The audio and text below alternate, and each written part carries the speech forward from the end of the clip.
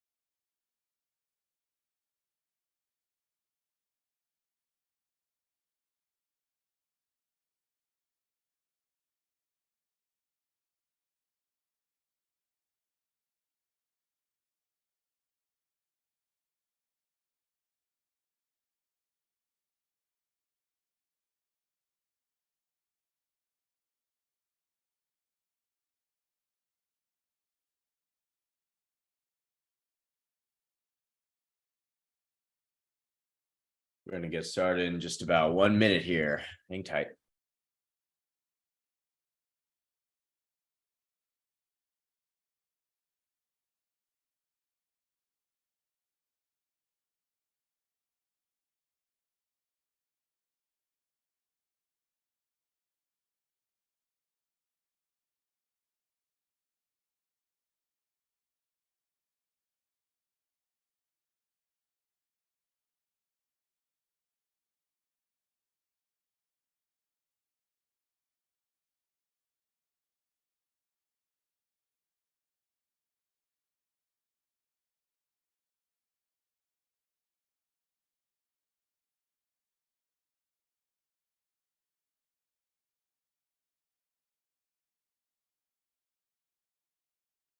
All right, let's go ahead and get started. Hello, everybody. Thanks for joining. I'm Ian Alexander, co-founder and channel chief here at Syncro. Everybody knows Andy. No introduction necessary. Thanks for joining for another Ask Us Anything. For those who have never attended one of these, we hang out here. We give you some quick updates on stuff going on in Syncro's world, and then we reserve the rest of the time for any questions you might have about anything. So we got some fun stuff to run through today. I'll kick us off and then I'll pass it over to Andy. First of all, some of you may have heard that we were working on SOC 2 compliance. I'm happy to announce we are now SOC 2 compliant. If you need access to a SOC 2 report, you are welcome to reach out to our team, and they can, there's a little bit of a process to get a SOC 2 report where you have to sign an NDA and whatnot, and then we send it to you.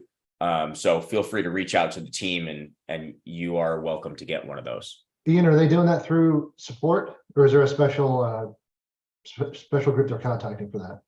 I will get information about that. I don't know who the exact contact is. I will find out. I believe an email is going to go out about it. Okay. So I'll find out and I'll post in the chat at some point. So that is my first announcement. Andy, your turn. Cool. Well, I'm going to go over some of the new feature releases we did since the last one. Pretty much all of this is coming out of our community-driven development track. Ian, can you enable sharing for me? For those of you that don't know, this is a program that we started a long time ago, recently brought it back. On our Facebook group every month, we will open up a post for 24 hours. Folks will give us their favorite quality of life feature requests. We will pick a couple and we go off and we build them. We've got but now that that's really starting to get going, we've got quite a few releases to talk about today. So I'm just going to start running through them. Some are bigger, some are smaller, but this is going to be everything that we did.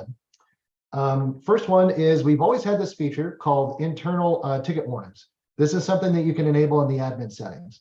What this was designed to do was if internally you were opening tickets on behalf of clients and there was something that you needed to let all of your technicians know, like, hey, this customer's late to pay, or hey, only Bob is authorized to do paid work, whatever it is.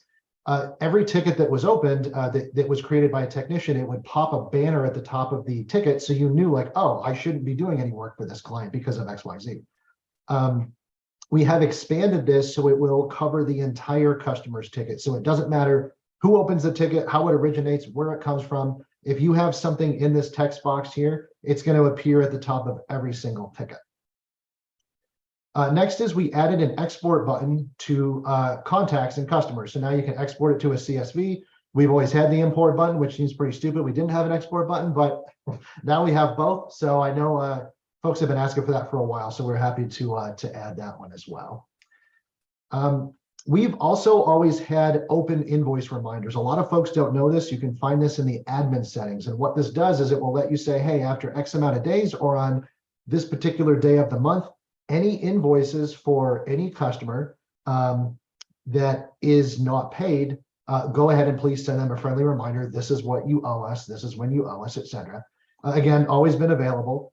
But what it wasn't doing was showing a history of when it went out. So on an invoice record, at the bottom, we've got this section for emails. This used to be just when somebody responded to an invoice, and it would show up here to keep track of the communication back and forth. Now it's also going to include any open invoice reminders that go out, so you can see all the history of all communications on the ticket. This is our missing patches by KB report. This basically takes a snapshot of all of your fleet of assets, and it's going to break it down by the count of the missing assets. That's what it ranks it at by default. We've always had this report. Lots of folks use it. The two things that it was missing was it would show the KB number, but we couldn't link over to Microsoft's article on it, and now it will. So if you want to know more about what this specifically does, just click it, opens in a new tab. We also added this. This was a long time request. So this used to be a static label. Now when you click it, it will give you a, in fact, let me just try here. It will give you those specific affected assets. So if you need to do something specific to these, it's outside the confines of that report, you can click it and see the affected assets. In our leads module, another one where I don't know why we've never had it, but we have it now. There's a new lead button. So this used to be basically ingested from tickets coming into like a sales email address that you set up or something like that. Now you can just create one manually if you wanted to. This one might sound a little stupid. It only sounds stupid if you never had this happen to you, but this is the credentials section on customer records, and you can edit the passwords in line. Well, what used to happen was you would click it and then click off of it, accidentally add a space, accidentally delete something, or all of a sudden you wrecked a password and you don't have like the history of the password. So what we did now is we added a save or cancel button. So now if you open this, you can't accidentally delete it. You can't accidentally fat finger something over top of it. That was actually happening more times than you'd think. So again, if you ever had that happen to you, I'm sure you are doing a jump for joy right now. Okay, so last one I'm going to show is on recurring invoices. We recently added these three tags here for last month, current month, next month. And all that does is it simply translates that tag into the full name of the month that you're in, last month, next month, whatever. I don't exactly understand why, and folks are like, nope, we have to have it for year, we have to have it for year. You guys were like relentless about having it for a year, so we added it for year 2. So now these same three will work if you put the year in there. It's just going to say 2022, 2023, 2024, whatever. So now you've got last, current, next for month. You've got last, current, next for years. So now you can structure these line items on your invoices however you want. Should never be a question of what period of time any given recurring invoice going out is for. There's a couple ones that I can't show just because I don't have them set up in my tenant. In the customer portal, we have a section for tickets. Obviously, if you drill into a ticket, you can see all the information, but at a glance, you couldn't see who within an organization opened a ticket. So we added a contact column, and all this stuff, by the way, is live as of yesterday. So now that information is there. In our vulnerable systems report, which is a companion report to our missing patches by KB report, there is an install button. So you can say, okay, I want to install all of the missing patches for this particular endpoint. Sometimes people would report that, hey, this button didn't do anything. And what really happened was the endpoint was offline. So we are adding an online offline indicator, just like you see on the assets page. So you can see if it's online before you attempt to install anything. We actually rolled that out like a week ago, ran into some kind of issue with it. So it was pulled. So they're fixing that, and that should be going back out shortly. And then the last one is on the customer portal. Customers themselves have the ability to enter their own credit card information. And for folks that don't know, in Syncro, we can process credit cards. You can attach them to recurring invoices. So when that recurring invoice fires, we will collect the payment. You will get paid. You don't have to do any of that. It's all automatic. And now customers can update that. And when they update it, they can tell it what recurring invoice to make it apply to. So a common scenario would be, you've got your monthly services contract getting billed on a recurring, on a credit card. The credit card expires, customer goes and updates the card, but it didn't update on the recurring invoice. So that invoice would actually fail and there was like a payment due on it. It just created some admin tasks that really didn't need to happen. So now customers can update that and take care of that for you. In terms of winning submissions that just went out, we just announced 2 yesterday. We still have 1 in flight from the last go around. One from the last go around is when you have a customer open a ticket from the agent contact form. That's the icon, the customizable tray icon that you can make for customers in the bottom right of their machine. That will open a ticket in Syncro, and it will notify a tech that it opened the ticket like any other ticket. What it doesn't do is it didn't send a confirmation email to customers. The notion behind that initially was, hey, it says we got your ticket right in the form, so you didn't need it. Folks were saying, hey, my customer would send it, forgot to add something. Now they don't have an email to go back to add it. So we're going to fix that. Next one, and actually I can show you where we're going to add this. I just can't actually show you what it's going to look like. This is one of my favorites that we're going to be adding here. So we've been doing a whole bunch of modifications to ticket views and the UI around this, and a bunch of new criteria around this, new ticket tags, bunch of things. And one of the things that we're going to add here is, sorry, that's not what I wanted. There we go. This is where you set the criteria for what shows up in a view. One of the things you've never been able to do is say, I only care about tickets from the last 30 days. I only care about tickets from the last week. Or I need to go research something from 3 months ago, and I don't need to look through all of the hundreds of tickets I have since then. So we're going to add filters here for date. So you'll be able to set a starting date and an ending date, and you will be able to apply that to when the ticket was created or when the ticket was resolved. So that should add like a huge amount of functionality to your ability to filter down to just the tickets you want in a specific view, especially for folks that have billing admins that specifically use that in their approve and post process. And then the last one, you guys have asked for this for years, so I'm finally happy that no one's going to have to ask for this anymore. One thing that we missed when we built policy inheritance, you'll go to delete a policy that you think you don't need anymore, and it would say, oh, no, you can't do it because this policy is in use, and you have no idea where it's in use. So we are making a report where you can put in and filter by policy, and it will show every endpoint that has this policy part of its effective policy. So even if you have 10 asset policies in this inheritance model, all flowing down to what we call the effective policy, as long as it's a part of that effective policy, that endpoint would show up in that report. So now it should be super easy to see, hey, this policy is assigned to these 3 endpoints. I'm trying to delete it, go remove it, and now you're free to delete it. So that's everything coming out of that community-driven development track. The next open submissions post we haven't announced yet. I suspect it's going to be sometime in the middle of October, but we'll give everybody plenty of notice for that. Back to you, Ian. Okay, so I'm going to do this on the fly. I didn't plan this, but I realized that we haven't shown this. So some of you folks may be using the Azure AD integration. We have made some improvements there that I just want to show real quick. So when we first released the Azure AD integration, and I'll share my screen in a second, one of the things that it does is it syncs contacts from it syncs Azure AD users to Syncro as contacts. However, we heard from folks that, hey, I support this university, but I only support this particular department at this university. They have 40,000 Azure AD users, and I only want to import 200 of them. So what we didn't have was like departments allow and ignore lists. And we also didn't have the ability to toggle on and off guest users because there's full members and there's guest users. So what we have now, and I'll share my screen. Now, when you go do this, we have both department ignore lists that are comma separated. So if you don't type anything in here, it'll just bring in everything, right? It won't ignore any. And so, but if I want to, I could say like the Department of Engineering, and then I could type another one that's like Department of Business.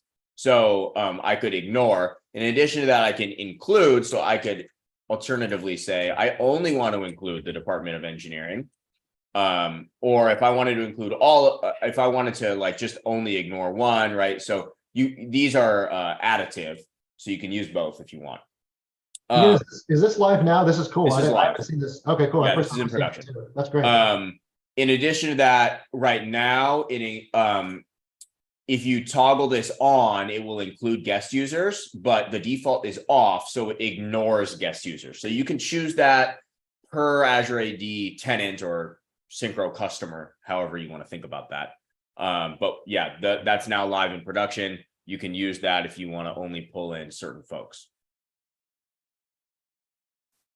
Very cool. Okay. Next, we already have some questions about this, so I'm excited to talk about it. You have been hearing for a while, we're working on single sign-on as well as IP allow list. Those are on track and making great progress. You should have gotten an email recently about, I believe, the single sign-on stuff. But we're taking volunteers for early access for those. They're going to be ready to test soon. Just to clarify what those are, right now you can do an IP allow list, but it doesn't apply to global admins in your Syncro account. We are creating a new system for that will apply to everybody. And so taking volunteers for early access there. And then for single sign-on, that's going to be enable you to sign on via Office 365, that kind of thing, into your Syncro account. Again, taking early access there. I'm going to post a Google form in the chat here. If you are interested in early access, please fill that out and our product team will get back to you. But really excited about those and excited to have folks try them. Some of you may have heard about the WebP vulnerability recently. Just wanted to ease any concern there. We've released patches for everything in our infrastructure for that, so we're not vulnerable to that at all as far as Syncro's infrastructure goes. Okay. Let's see. The last thing I wanted to share is resources. We have a new webinar that is available on demand called Mastering MSP M&A. So and I'll put a link in the chat there. If you're interested in acquiring another MSP or understanding how that process works, recently Katie, our VP of Marketing, brought on Ken Ralston, who is an expert in the MSP M&A world, to talk about that. So you're welcome to check out that webinar whenever is convenient for you. Okay, Andy, anything on your end before we jump into Q&A? No, just a shout out to everybody. We just went to attended TechCon Unplugged, and I know I met a whole slew of you there. So I just want to say how much I enjoyed meeting everybody, talking to everybody, and we're hoping to do a lot more of those types of events in 2024. So I would love to see more of you in person. I know a lot of your names. I never met you, so that was a lot of fun. Yeah, right, for sure. So. Got one here from Jordan. Are there any plans to enable ACH payments through Stripe from within Syncro? So if you recall, at the end of last year, we did release an early pilot of ACH, or we were working on releasing an early pilot of ACH for Stripe. We're taking a new tact now. We are currently we are currently looking into a payment provider that would, what's the best way to explain this? I think it would basically replace our existing Stripe integration with another Stripe integration that would have ACH. So rather than adding to the existing one, we'd be replacing the existing one, as well as giving you other options for payment processors. So we are currently vetting that solution. It's a little too early to be like, yes, we're doing that. We are vetting that. We are looking into it. Go ahead. Oh, go ahead. No, you go. Jordan's asking, are there any plans to have a UI UX redesign, client-facing portal and internal portal? Isn't that pleasing to the eye? It seems a little outdated. I think if you looked at the ticket section that I was just showing, we are making incremental improvements across the platform. I don't think there's going to be a day where you wake up and you're like, oh my God, it's completely different kind of thing. But we will continue making incremental improvements as we go along. I think that'll be more of a slower ongoing thing than a huge, you look tomorrow and the entire platform looks brand new kind of thing. Yeah, we're not going to ship like Syncro UI 2.0. We're going to ship Syncro UI 1.0.1, 1.0.2, and you're going to see lots of incremental things. I do agree that the customer portal is in need of some love in like that particular section, and I think the team knows about that. We are constantly, like Andy said, making UI UX improvements in lots of places.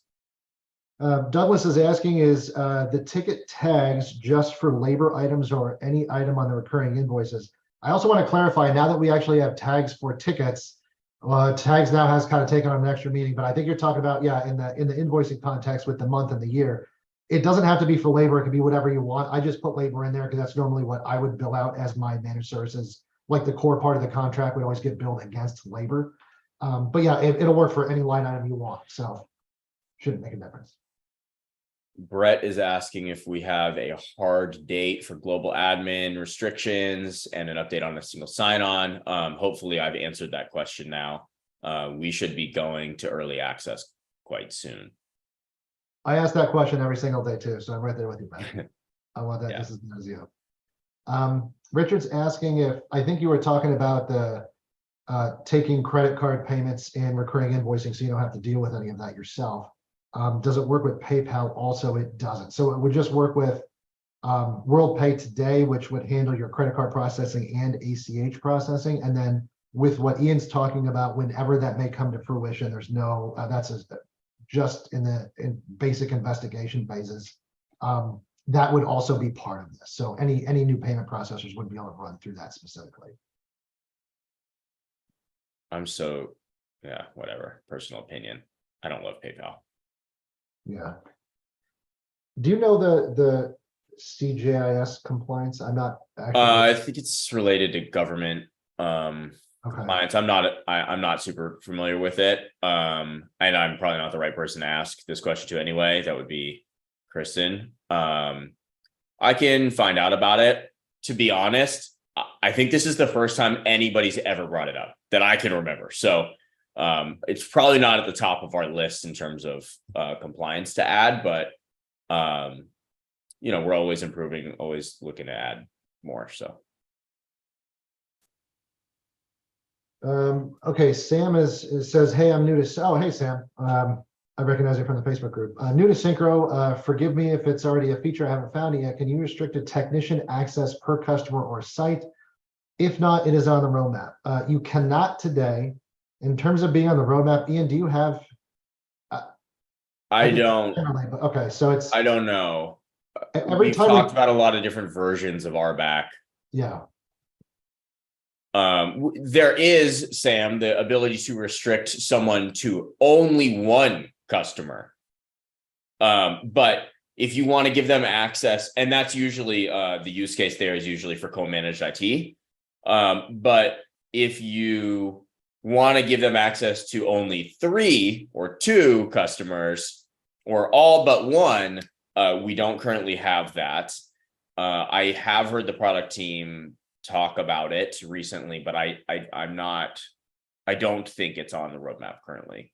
Yeah, it comes up enough where we'll say it's on our radar. I think that's a fair way to put it. But yeah, I understand what you're after. It's more complex than you'd think to implement, actually. Like the UI is quite simple, but the stuff that happens in the back end is a little more complicated. We have an anonymous user saying, any chance you can change the color of the ticket screen and others? It just sounds like you like the blue color better. So it's kind of funny. I was actually just having a conversation with Ian about this the other day. So basically, I'll answer it like this. No, you can't do that today. Theoretically, if I change the color to blue, I'm going to have a bunch of pissed off people saying, hey, I would want it this color, or why did you change it? I liked what it was before. So then it comes down to, will we ever build like a completely customizable, brand, all that kind of stuff. And the answer right now is probably no. I do think as we make changes to the UI, and like Ian was talking about, incremental changes, that you will see some updates to certain things. I don't know if you'll see physical like brand color changes, but I think you will see readability changes and things like that across the platform for sure. You can, for what it's worth, install browser plugins that overwrite the CSS and change the color. It will only apply to your web browser, but you can do it. I mean, I think it's like Tamper Monkey. It's been done, actually, yeah. I think. Yeah, he'll probably get mad at me, but go on our Facebook group and ping Isaac Good. He's like the master of scripts. And I know for a fact he does this because he's always helping people with it. So, he has what? He has like a Grease Monkey script or something? Is it Grease Monkey or Tamper Monkey? One of those two. Well, they're both things. Yeah, okay. It's one of those. he'll be able to help you because he's got that down. One here from Richard: is the single sign-on text only or also user portal? It's only for your employees. So right. text only. Yep.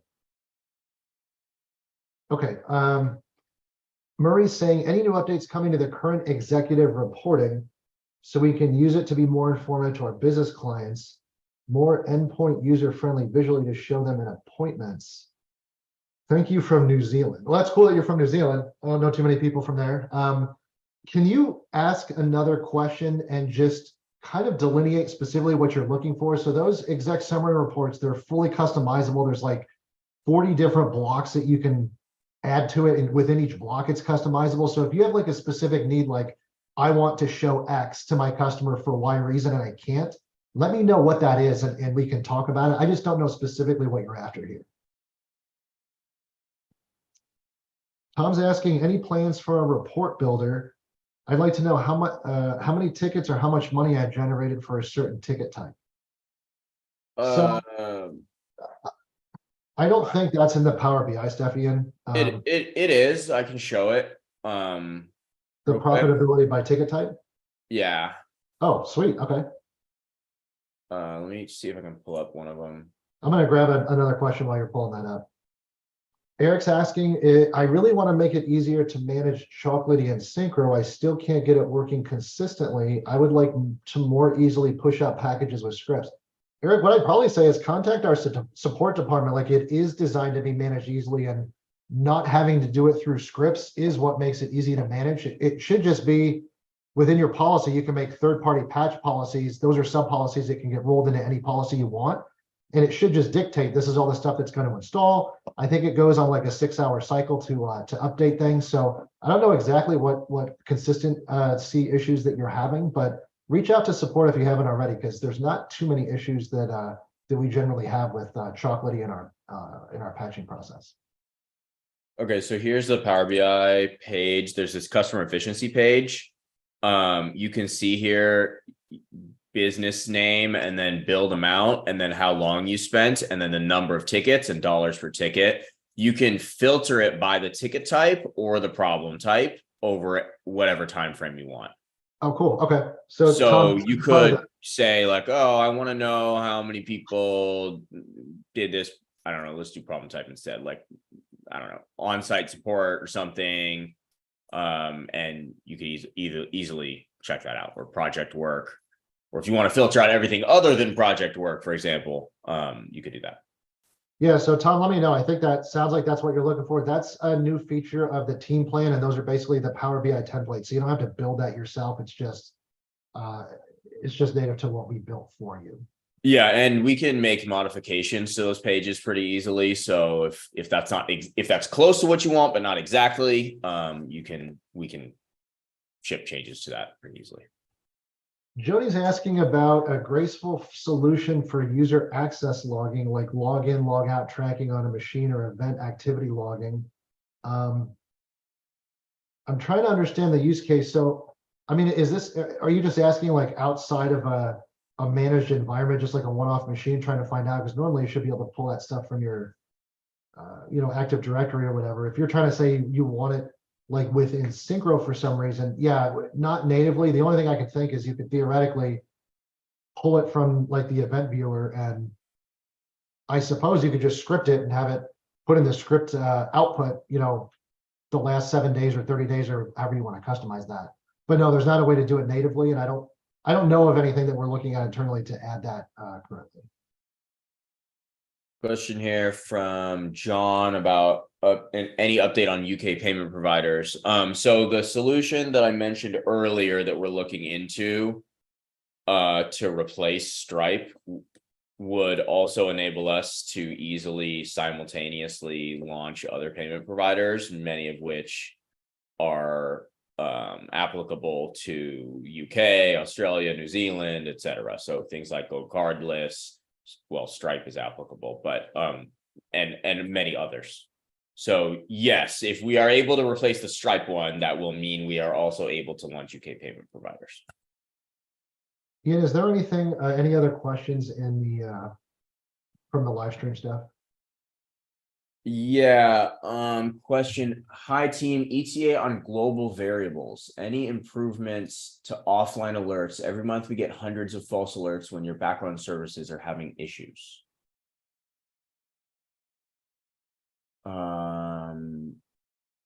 Global variables in scripts, I'm assuming. Sorry, I was reading another question. Ask that one more time. He says, is there an ETA on global variables? Oh, yeah. So that came back as a really big size. So it fell out of the community-driven development track. We're still looking at it for like a larger development initiative. But yeah, he's talking about for scripting. So I don't have an ETA on that. I know it's something we'd like to do, and we were hoping it would fit in this program. It just didn't. It wound up being too big.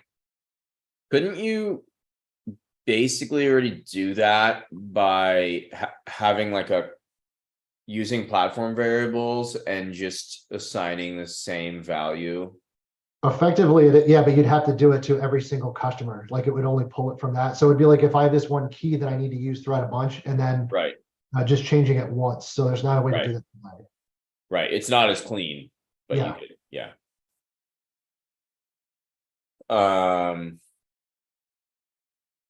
I've got one from Richard. How about accepting crypto? I can officially say I don't think we're ever going to accept crypto, but now I have to know, just because I'm curious, do you really have customers that are coming to you and asking like, can I pay you in crypto? I've been asked this a couple times in the past couple of weeks. So like, I want to know. He says yes. So are they not willing to pay by credit card, or like, I'm kind of curious, like what the interest is. And it's just for my own curiosity, because we don't get asked often, but it has come up. I'm going to wait for him to answer. I'll take another one. After SSO is live, can the feature be added to the user portal as well, which we can then tie into clients' Active Directories? I don't know. Is there any plans to do it like SSO in the portal, Ian? It would probably be. I don't know. I'd have to ask Bobby. Okay. I don't think it's on the roadmap now, but that's starting to come up. And I'm sure everyone's always just been SSO for my tax. And once we have that, I'm sure that's where it'll fall to next. Richard says many sites have started to accept. Yeah, I understand that some places are accepting it, Richard. I'm trying to understand the like the reason behind it. Like why would you want to take that versus just taking a credit card or taking ACH, which is usually like a 50-cent fee or whatever. I mean, I think the fundamental issue is that it's an accounting nightmare. Oh, that's probably true too. It's just like not. Yeah. Okay. Jeremy's asking, is there an option to have Syncro bill in local funds, example Canadian rather than USD? Not in the short term. Is that something we're looking at longer term, Ian? We've looked at the ability to do it. It's a pretty significant, it's a pretty small product change, like in terms of like letting you pick a currency and accepting that in our billing system is a pretty large back-end accounting change. So it would be a pretty big thing our team would have to manage, which is why we haven't done it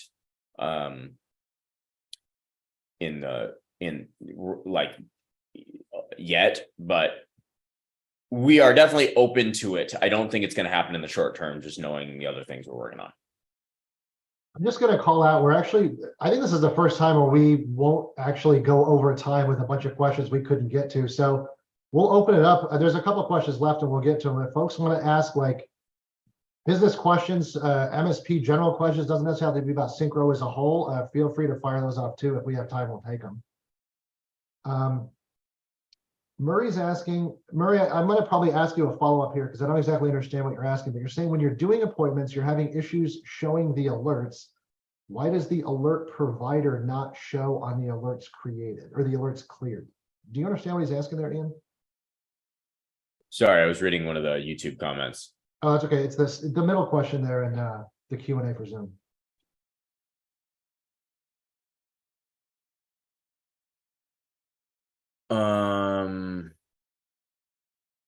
I'm not sure I understand the Murray, context. if you want to ask another question and just kind of add some additional context, or if it's just something that should be working and it's like broken, I would reach out to support so they can confirm that for you.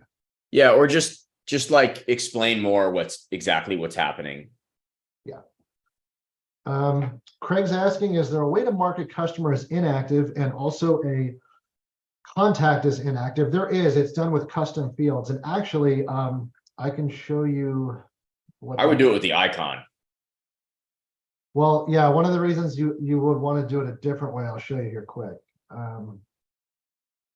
When you're billing out recurring services, especially if you're billing by contact, which a lot of people do, they'll either bill by endpoint or by contact. Let's see, bill by employee. You actually have the ability to pull in. So we're going to do a customer contact counter. You can do custom field types. So we actually built that like employee status. It's active, inactive. So you can go and you can just be like, okay, that you want to track, like not lose their ticket history and stuff from an employee that was termed or whatever. But you can just mark them as inactive. So then they're not going to get billed or counted as part of this. And you can also do the same thing per customer. So if you want to add flags to a customer for inactive, active, and filter them out, you can certainly do that. Got a question here from Sherry. Hopefully that's how you pronounce your name. I'm completely new to Syncro and I'm working as an operations manager for an IT company. I was wondering if there's an updated training video. So Andy, what would you recommend for someone who wants to get up to speed on Syncro, understand the platform? Like what's the best way for them to do that? Yeah, I think it's still a work in progress, but the Syncro Academy is like 90% done. And I think I would send them there. Let me see if I can get a link for that for you. Cool. She's also wondering if there is a way to bulk merge tickets. No, so that was actually a winning submission in a community-driven development track, and it wound up being very large for multiple reasons, even though it seems like it wouldn't be. So I totally get it. You have like 15 people in an office all open up the same ticket. You want to merge them. We just don't have that currently. So that's another one that is something we want to do, just not part of that track. So yeah, we're gonna be looking into that one. I'm gonna post a link here to the Syncro Academy. I don't know if a lot of folks know we have this, but it's designed for exactly what you're talking about. Like, hey, I brought in a new tech. What specifically should they be going through? So I just threw it in the chat there. We have a couple questions on Chocolatey, so I just want to related to Chocolatey. So let me start with Manny's. Manny says, what would be the easiest way to set up new computers with basic software such as Chrome, Dropbox, Adobe Acrobat, Firefox, etc.? Right now I use Ninite, but I would like to incorporate it into the Syncro agent. So in Syncro, there's a policy for third-party application patch management. It uses Chocolatey in the back end to install those patches. So those are all very, very common things. You can just check a box for them or add the Chocolatey repo. So you can do it with Syncro third-party application patch management policies, which Andy is showing now. And so you would just search for an app and choose the one you want, and then click add application. And once you do that, you can do either do not install or install and update, and it will, and then if you apply this policy to an endpoint or an asset, it will do that for you. So that's how you would do that and replace the stuff you're doing with Nanites. In regards to Richard's question, he says, I agree with Eric on Chocolatey. If you add any custom Chocolatey patches, the only choices are do not install or install an update, which Andy just showed for the custom ones. There isn't update if present option. Some third-party patches we don't want to install on all devices, but to only update if present. So I can explain why those radio buttons aren't there. The other two radio buttons are not there for the custom ones. Essentially, for every application that we put in the default list, we had to do some pattern matching, because Chocolatey, when you install an application with it, it's kind of doing its own installation, which is separate. It can't see what's already on the machine, essentially. So if you just tell Chocolatey to install or update something, unless Chocolatey installed it, it doesn't know it exists. So basically what we had to do was add some stuff on top of Chocolatey to do some pattern matching to see if, say, Chrome, which is one of the things in default, if Chrome's already there, then add this radio button. So when you do the custom ones, we don't have our own pattern matching for that, and that's the issue. If you're seeing something that you think should be in that list that's incredibly common, we could probably add it. It would be a, probably community driven development track type of addition. But unless it's in the default list, we probably aren't going to be able to add those two other radio buttons. I'm finding out Douglas's question about the Academy if you want to pick up another one. Eddie says, are there plans to update TechSuite? No, there are no plans to update TechSuite. TechSuite is very much in maintenance mode. It is stable. It works in terms of an engine. We maintain the infrastructure, but we haven't updated it in a while, and we don't really plan to. We've been pretty transparent about that with folks. So if you want to keep using it, you're super welcome to, but we're not gonna ship a bunch of new stuff for it. Ian's asking, I've struggled to figure out a clean way to set up auto remediation. This sounds a little confusing, Ian, so I'm going to try to get it right. If I'm wrong, let me know. So that from alerts, then you run a script. The script opens a ticket, runs another automated remediation, and then the script, sorry, this is hard. If the script resolves the issue, then the ticket gets some time and is closed. But if it fails to resolve the issue, and the ticket stays open. That's a lot. I think if you're getting tripped up on the last part, if I understand correctly, you're saying that the script fails to resolve and then it's not closing the ticket. That would actually be expected behavior. I mean, depending on where it fails, if it's not finishing the script is what's closing the ticket. If I'm misunderstanding that, let me know. I would do that slightly differently. So you get an alert. You in automated remediations, you run a script. That script should have some logic in it. That's an if else statement. Basically, it tries to fix the issue. If it does fix the issue, then it opens a ticket and closes it.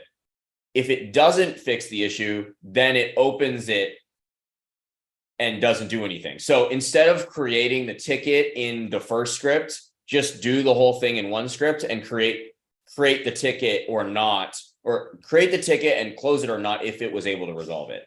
So you're basically not going back to automated remediation. You're just doing it in the script. And you could also skip it, I think, skip that phase. So like a common scenario is you have a low hard drive space alert, runs a script to try and do your general cleanup. If it works, great. You don't have to do anything, actually. You can just close the alert. If it doesn't work, then you can actually fire a custom alert that gets picked up in automated remediation. Then from there, you can do whatever you want, including opening a ticket. But that's a way to like filter out the noise, and anything that's a ticket is legit stuff that you couldn't automate. I'm guessing Ian just wants a ticket to log that it found something. Got it. Okay. That makes sense, actually. Yep. Yeah. How about support for WinGet? Any plans to better integrate it? I think WinGet is cool, but I don't know if you want to add anything to that, Ian. I don't think so. Not currently. I heard they're making some dramatic improvements to it, though. It may make sense to start looking into that. I'll bring that up with the product team. I'd much rather use Winget than Chocolatey. Okay, Douglas is asking, is the Academy the same sign-on as our dashboard? Found out an answer for you, Douglas. It is not. So you would create a new one. Also, for any new folks, I know there's a couple of new folks on this call. The director of partner success said send them to this link and you would qualify for an implementation webinar, which would be massively helpful. That's for the admins on your account. Any integrations plans for QuoteWorks? I would probably say never on integrations. Ian's the integration guy, so I guess we can just send that one to you. I talked to them a year ago. QuoteWorks is the one it's like on desktop, right? Yeah, and it looks super old, but it's crazy powerful. Yeah. Thought they made an integration. Yeah, Quoter does. No, but I know Quoter does. I thought oh, you know what it was? They sent me to a whatever. We don't need to get into detail. Someone was going to build an integration, but they wanted to charge for it. And okay. they wanted some pilot users who were willing to say they'd pay for it. I don't think we can build an integration for QuoteWorks because it's like a Windows application. I think QuoteWorks has to build it. Anyway. Ian's saying right now recurring tickets require a tech to be assigned. Can that be removed and set to optional? Ian, I think that is a great suggestion. What I'd recommend is when we do the next open submissions on our community-driven development track, this is the perfect type of thing that would go there.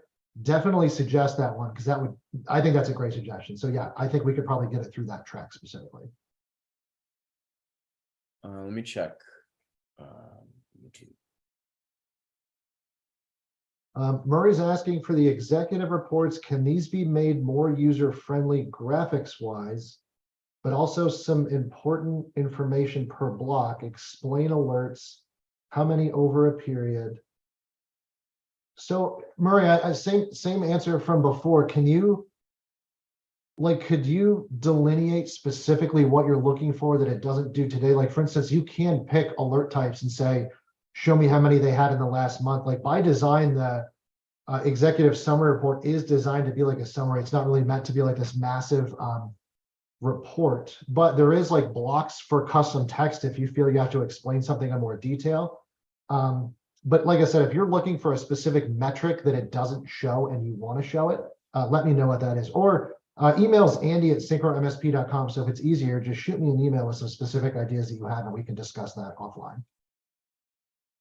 Got a question here. Not sure if this was they want to know about that. Yes, we covered that earlier. About the IP allow list for global admins. That's on track, and we posted a link to early access if you are interested in checking out IP allow list or single sign-on, which are both on track and are going to be in early access soon. Question here, improvements for false offline alerts.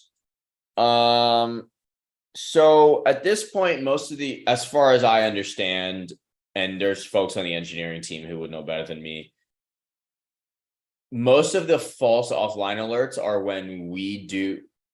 related to if we ever have like an outage or scheduled maintenance. I think that's why they're very intermittent. And so it's not actually like the offline alerts, I think that's the issue, so much as accounting for if our servers are momentarily down or something. Our uptime has gotten tremendously better in the last year and a half over time, so those should be happening a lot less. If you are getting a false offline alert, you may want to link to it and send that to support, they can verify that it might have been related to something like an outage on our end. We are talking about like, hey, that shouldn't trigger a false offline alert if that happens. So we're getting more definition around that. But you're welcome to submit a ticket and we can look into it specifically. And he's asking, I got set up with oh yeah, I set you up with Acronis yesterday. Thanks for doing that. Do you know when billing will be integrated?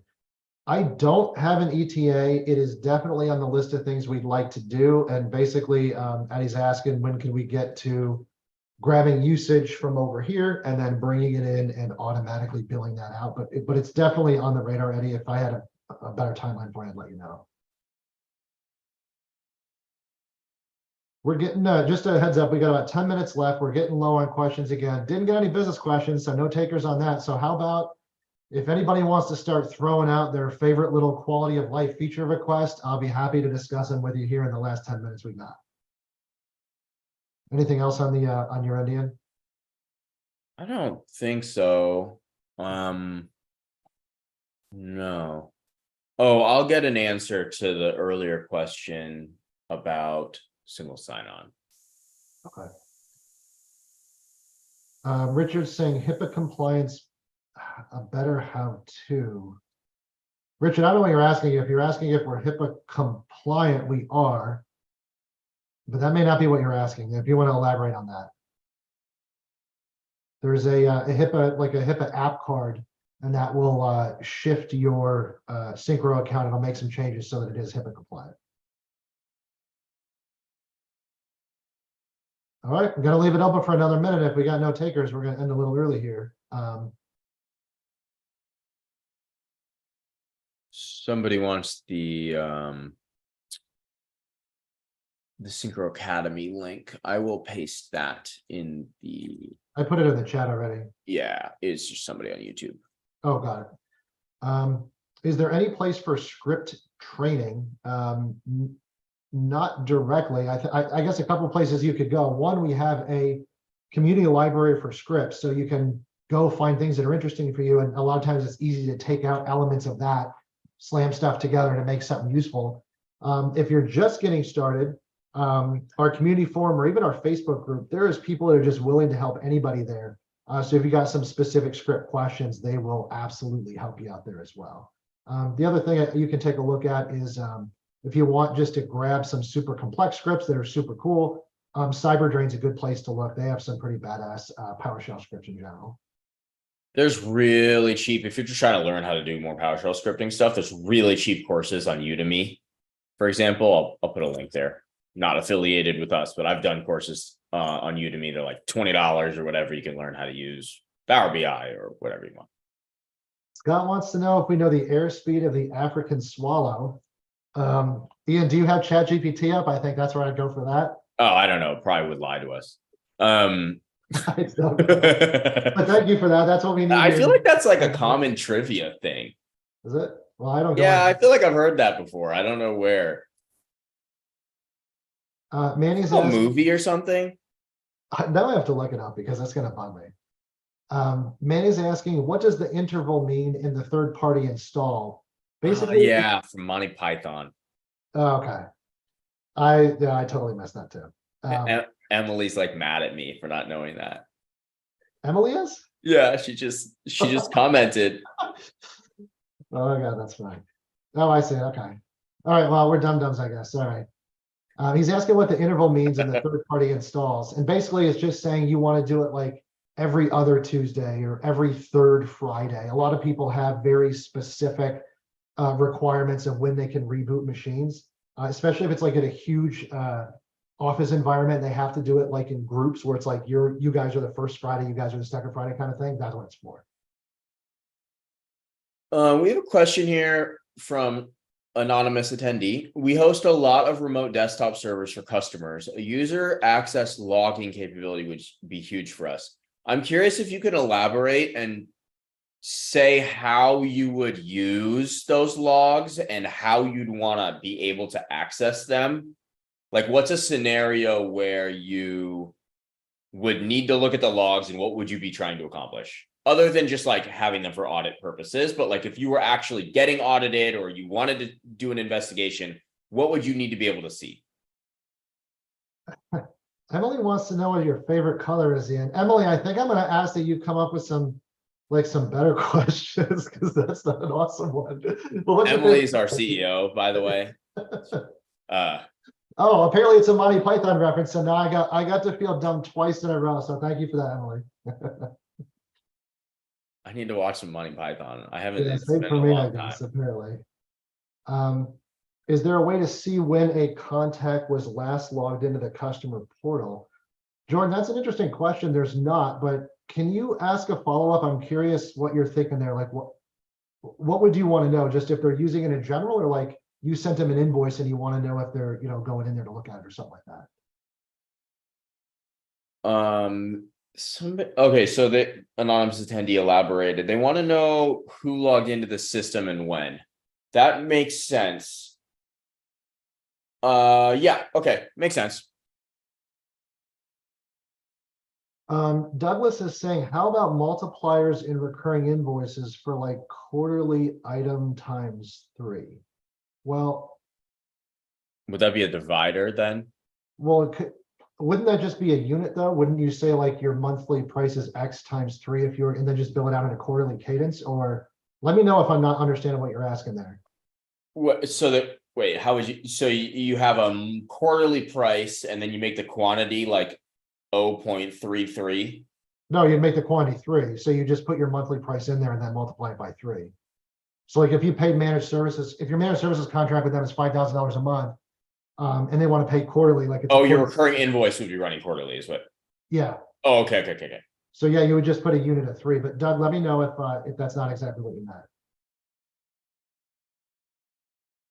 Yeah, that's interesting. Most of our recurring invoice stuff assumes people are billing monthly. Because most people do. Yeah, but I mean, it does. I don't know why it's on there. I didn't even know this was a word, but you can bill like triannually or whatever if you want to. There's like all sorts of options in there. I don't know who put that in there. I didn't think that was a real word. It's probably Troy. Yeah, probably. Yeah, so he's saying billing every quarter. So like AV line item per, yeah. If you want to take another question, Ian, I'll pull this up and show him how to do that. On contracts, it would be nice for the price adjustments to have an optional quantity.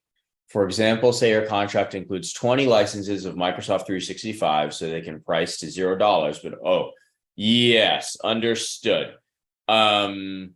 I personally think that should be in recurring invoices, in the automatic line item calculation as opposed to in contracts.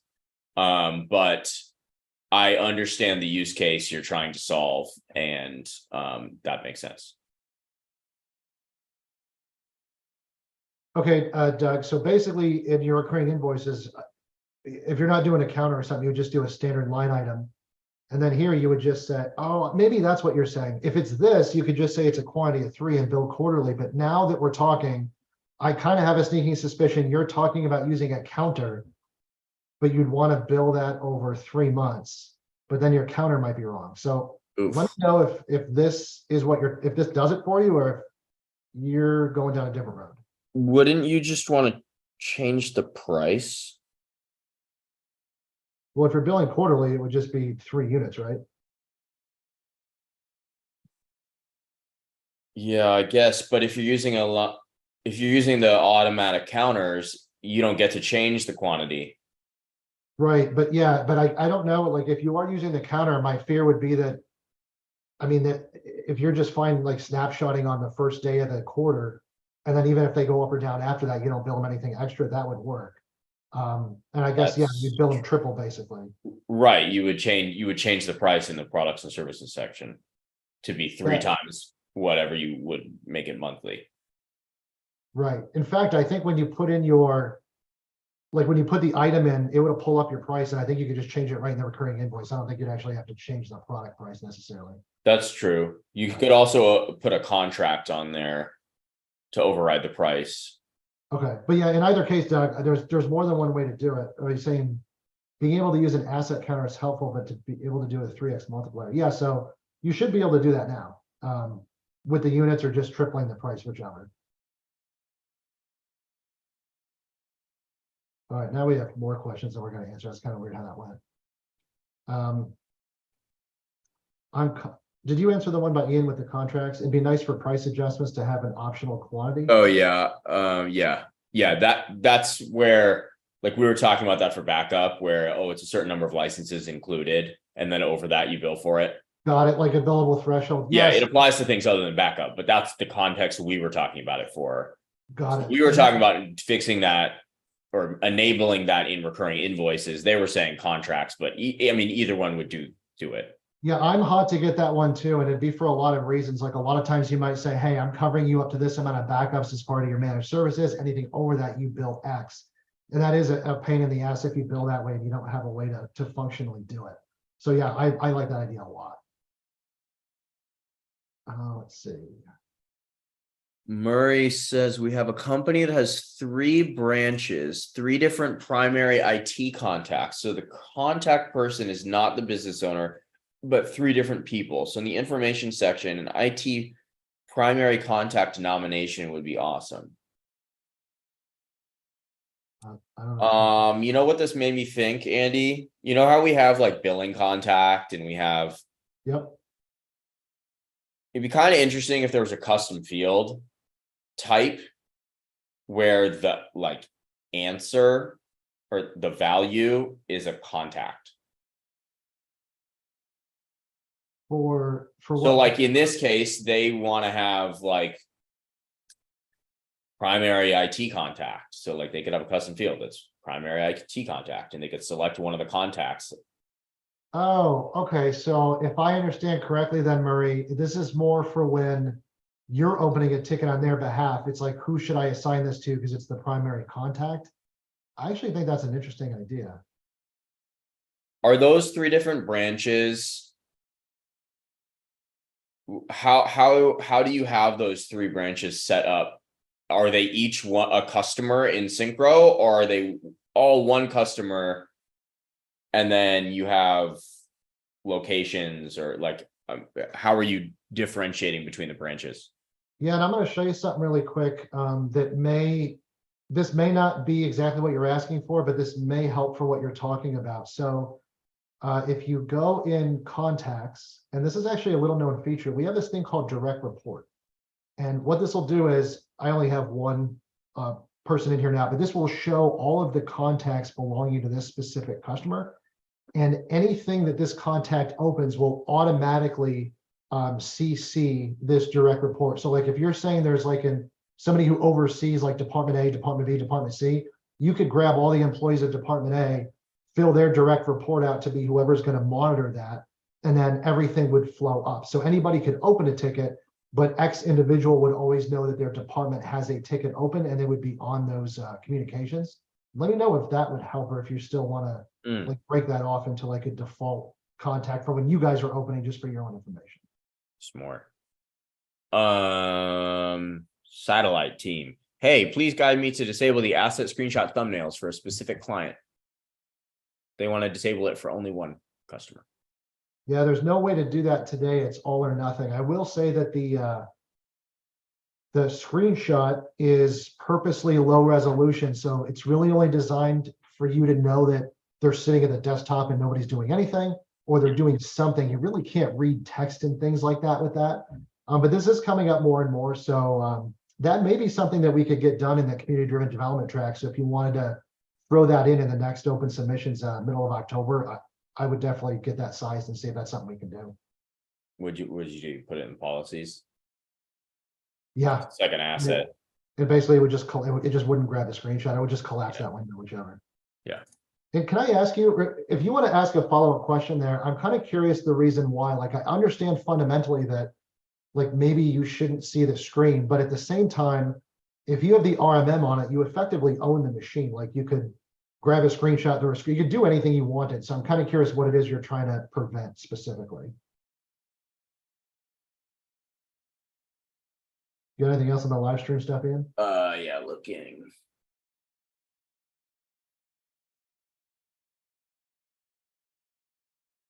The ability, I think this is probably a community driven track thing. Jason says ability to let or invite a client, select a callback or schedule on the Syncro calendar and link it to the current active ticket. Wait, they want Okay, to so conflict with this? well, you can kind of do that already. I don't know that it doesn't link it to the ticket, but you have a shareable link to the calendar. Let's see here. I'm gonna log into the demo account real quick. While you're doing that, I'm going to pull up another one. Is there an option to check the uptime of a machine? We track the last login, and we track the last time that the agent checked in. I don't think we necessarily try. You know what? Now I have to go look. Sorry, and so now we're both looking stuff up. All right, so check this out. If you go to the admin section, and then you go to website integrations, and you scroll down, there's this appointment booking module embed code, and you can click to get a preview. So this opens it up in its own window here. You can share this link with people, and this lets them schedule an appointment. So you could send that to somebody in a ticket and they can pick a time. It won't link it to that ticket, but it's still an appointment that's booked. So, I mean, it's on there. And then once the appointment's booked, you could apply it to that ticket. For what it's worth, I made like a little note to myself because I've been wanting to improve that and make it a little more Calendly-like for a long time. And I think we're pretty close to doing that. So that'd be a cool ad. For sure. So whoever was asking about, sorry, it just says satellite team. I don't know what your name is. We do track uptime here. Basically, I gotta be honest, it's not the way I'd like to see it either. It says last boot time and it reads it like this. I'm assuming that you really wanted this just to say uptime and just subtract it from the current time. That would make a lot more sense. So I think that's another great suggestion for the community-driven development track. In fact, we could even consider like putting it up here if it's easy just to see the uptime or somewhere more prevalent. In fact, you know what? Email me, Andy@syncromsp.com, and let me know what you're thinking there, how we can improve that. Maybe I'll just sneak that one in on your behalf because I like that idea. And then Ian, Emily says, you guys are awesome. I love having you on the Syncro team. Before I say thank you, that's not another Monty Python thing, right? I want to feel dumb. But if it's not, suspicious. Very nice. Okay, great. Got a question here. When we generate a command line interface for the Syncro installer, is the number in the CLI the Syncro customer ID number? Oh boy, that's very specific, and I don't remember the answer. I'm going to see if I have anything online. If I don't, I can't answer it for you. I guess I could go to the demo account and download. Yeah, I don't. I mean, you could, if you want to test it really quick, when you're on a customer or on an asset, my guess is it's probably the asset ID. In the URL, basically the slug is going to be the ID of the record, and you can just try to match that. If it's not that, yeah. So if the question is how do I find the customer ID? The customer ID, if you go to customers, you go to any particular customer, this is the customer ID. The same is true pretty much of like any page. So if I go to assets and I go here, this is the ID for this asset. So yeah, that's how you find the ID. Okay. Well, now we're 10 minutes over. That's kind of funny how that went. I think I see one left over here. Do you have anything left on the live stream side, Ian? I will check.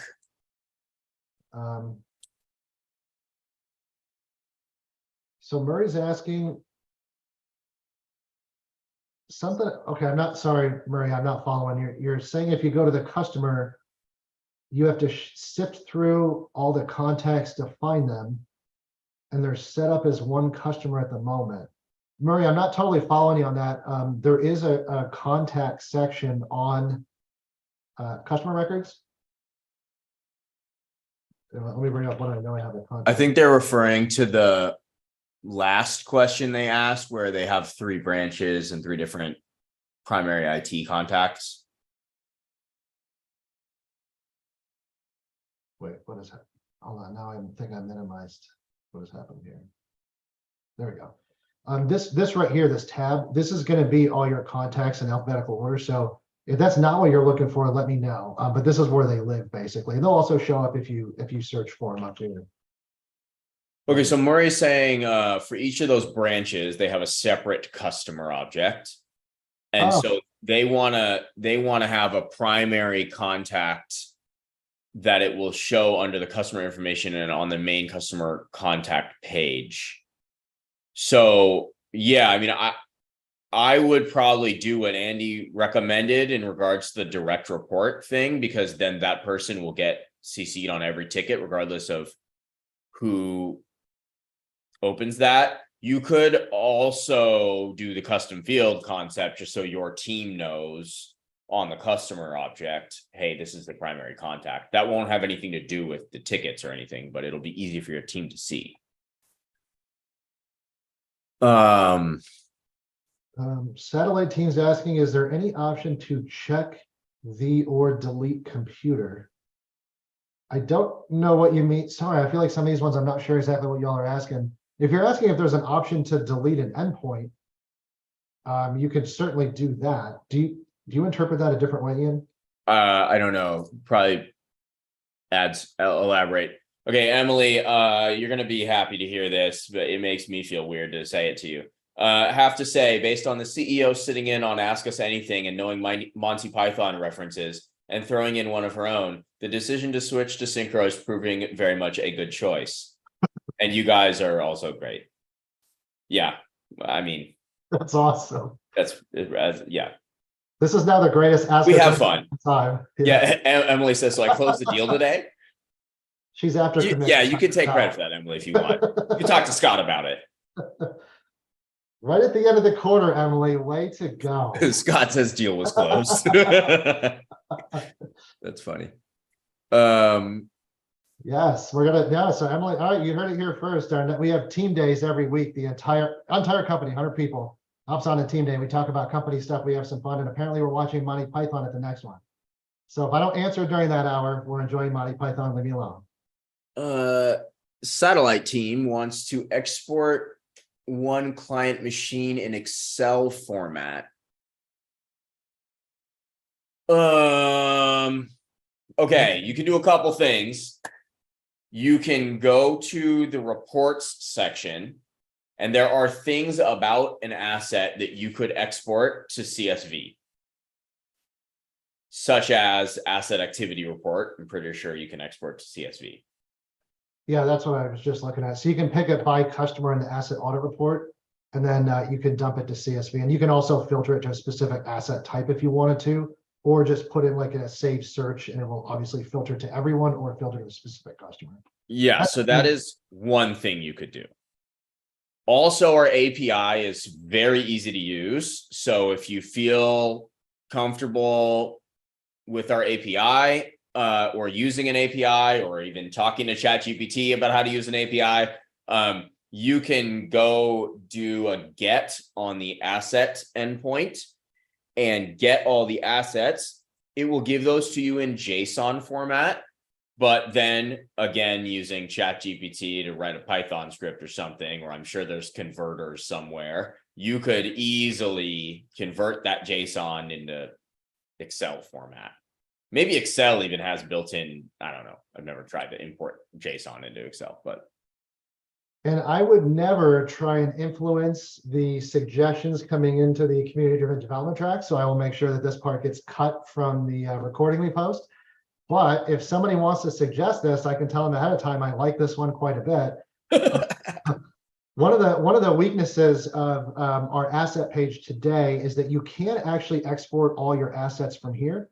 What would be super cool is if you made a saved endpoint search or filtered this in some way, and then this became export all that is visible, not everything.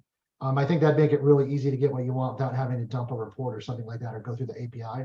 So if that showed up, it would be one that we would probably like, just saying. Douglas says is just wondering about the context of the Udemy link. Somebody was asking if there are tutorials or something on how to get up and running writing scripts in Syncro. And one of the things that I was saying is that if you want to learn PowerShell, which is, what you write scripts with in Syncro, that you can go buy like a $10, $20 Udemy course on PowerShell and easily get up and running with that.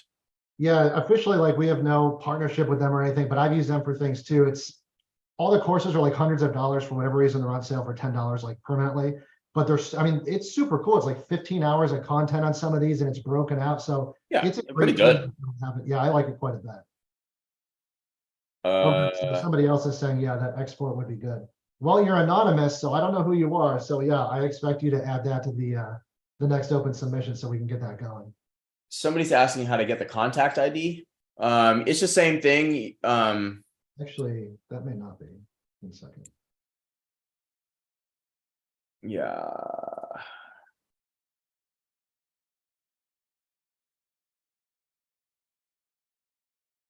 Oh, you're right. It's not the same thing. Yeah. Let me see if there's a tricky way we can figure that out for you really quick. There is. So yeah. I don't know if people know this, but this is kind of sketchy, but there's dev tools in Chrome. Usually it's like F12, I think. And you can look at an element and it's actually going to show it there. So you're right. We don't put it in the URL, but you can easily find it. That will get dumped also if you do it through the API. But if you need a contact ID, that's a quick way to get it. Yeah, let me just show you how easy that is with the API. You literally don't even have to write any code. So if you go, I'll paste the API docs in fact, while you're talking, I'll show it, unless you were going to share your screen. No, I got it. Here we go.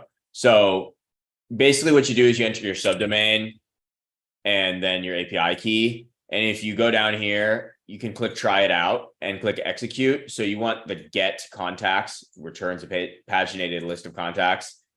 And you can even put the customer ID in here. So Andy, would maybe get some customer ID or whatever, you put it in here. You click execute, and then you're going to get back a list of all the different contacts, and you can see their ID right there. So yeah, for what it's worth, we've had customers build some really wild stuff. Like I'm always amazed at what people are doing with the API. So a lot of people don't know it's as easy as it is, especially with that Swagger interface right from your UI. You just put in the API key and you're good to go. Yeah. All right, we're gonna take a couple others. Now we're like 20 minutes over time. It's like the longest one we ever did now. Anonymous users asking, Syncro assumes a lot of scripting capability, whereas Ninja and such have a lot of stuff built in. How do you address that? I'd address it like this. Ninja is kind of like, I don't know how much of this I should get into, but it's kind of like, we'll do it for you. And if we don't do it for you, you can't do it at all. And I personally don't like that philosophy. I would rather give you all the power in the world. And if you need someone to help you, whether it be us or whether it be somebody from our community into how to make that go, I would rather do that, because you're going to find so many instances where you need power of scripting that Ninja, as an example, doesn't have. I'll put our scripting up against anybody. It's one of our standout features between the variables, the way it interacts with the PSA, opening tickets, closing tickets, adding time to tickets, making custom alerts. No one has the power of scripting that we do. So when you say, can I, with Ninja, you have to look at a list and determine, can you? When Syncro, you don't have to look at anything. You can and you will. And sometimes you just may need help from somebody in terms of how to do that.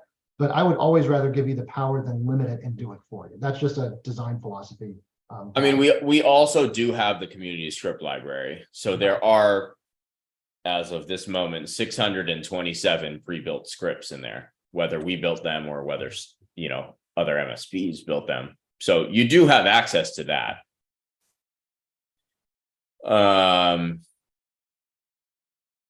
Yeah, Scott, this is a good analogy. Scott's saying this is the Mac versus Windows issue, and it's a good analogy. You're right. Where on Mac, you just do everything and it works. But the moment you want to do something a Mac doesn't do, PC users are like, I do this all the time. You just do this and you can't do it. In fact, anybody who's tried to install remote access on a Mac knows what I mean, where now you have to know about permissions and getting it manually. Even with an MDM, you can't deploy it sometimes. So yeah, that's a good analogy. And Doug wants to know, how do you guys keep your skin looking so youthful? I'd say when you work 80 hours a week and 12 hours a day, this is what your skin looks like. I'm actually only 25 years old, so this is what my hair looks like now too. I don't know about for you, Ian. Night cream. Okay. All right. I think we're gonna call it. We're almost a half an hour over now. So listen, everybody, thank you guys for joining us. We'll announce the next one. Usually we're doing them every 3 or 4 weeks. And keep an eye out for the next community driven development track. It will should be around the middle of October. Thanks, everybody.